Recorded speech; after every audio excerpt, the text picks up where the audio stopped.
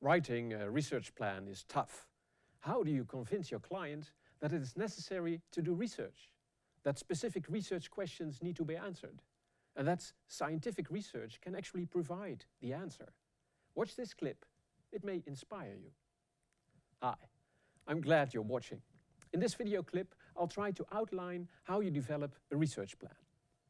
As you know, a research plan is the closing piece of your issue paper. In the first chapters of your issue paper, you define and analyze the policy problem and you identify what knowledge your client needs to better deal with this problem.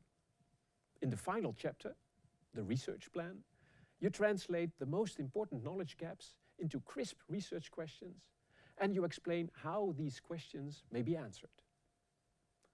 A fifth thing to keep in mind is that your client may be a busy person. She may not even have the time to read your entire paper. That's why a good research plan should start with 1 or 2 paragraphs that summarize the policy issue. What is the problem? What are the key decisions your client has to make? And then, in the next paragraph, you can argue why additional research is needed before your client can make these decisions. Make this clear and convincing, or your client may stop reading right there. The next challenge is to specify the knowledge gaps of your client in more detail. In a previous video clip, I've explained that you do this by formulating, for each knowledge gap, a crisp research question.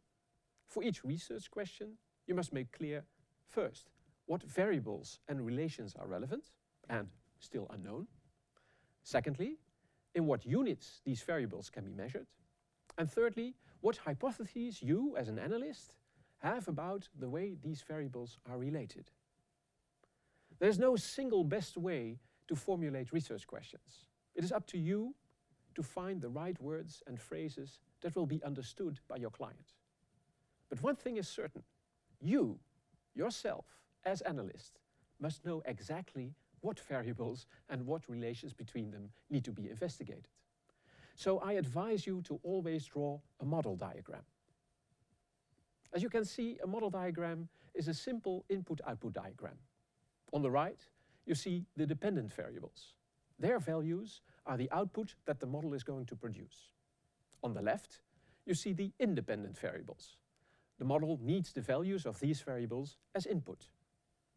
If, for example, your client plans to invest in a wind turbine, your research question could be, what is the profitability of alternative wind turbines? Your research would then focus on determining the net present value of different types of wind turbine. The dependent variable in this research would be the net present value of the project. And the independent variables would be the relevant characteristics of a wind turbine, such as its height, its rotor diameter, and its conversion efficiency.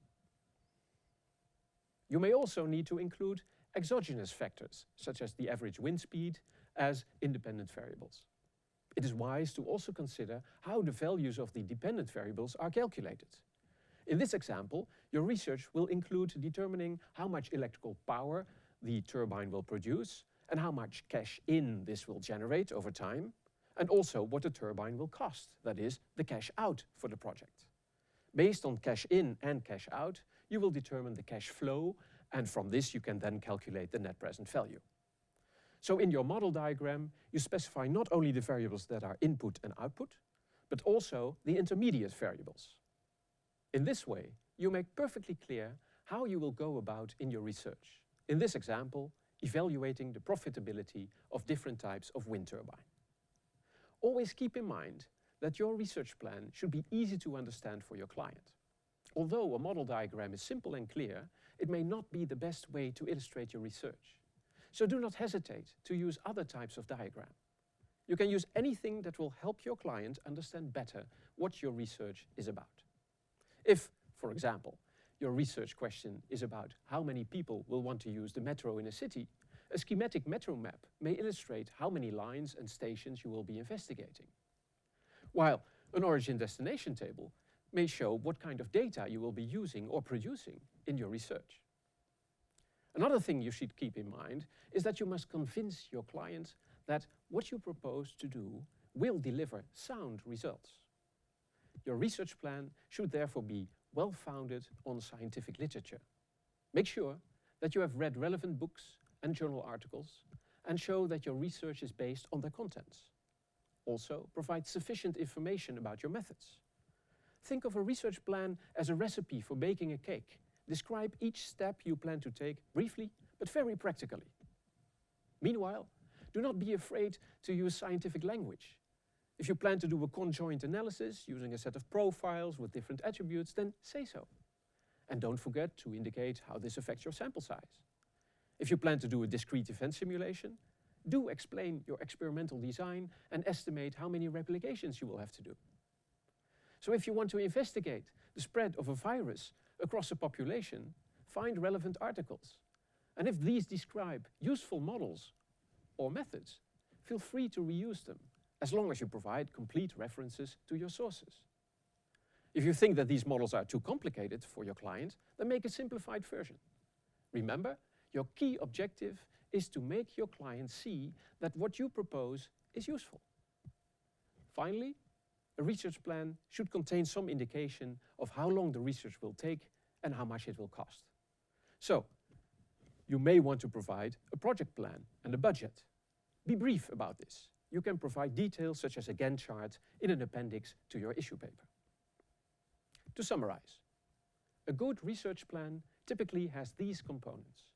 First, an introduction, 1 or 2 paragraphs that summarize the policy problem and convince your client that there are knowledge gaps that need to be filled before she can take further steps.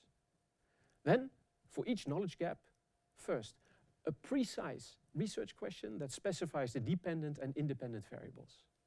Then, an explanation of how these variables are probably related. And then, an explanation of how you intend to investigate these relations.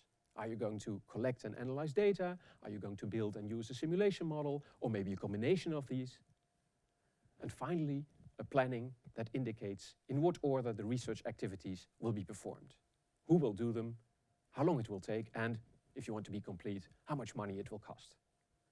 A good research plan strikes a balance between being easy to read and being scientifically sound. Do not fear to use diagrams or formulas to specify your variables and their relations. Feel free to use technical terms when specifying your methods. And please do cite the relevant scientific literature. But also keep in mind that your client has to buy what you propose. A good research plan is a plan that convinces your client that what you propose should be done and that you are the analyst that can do it.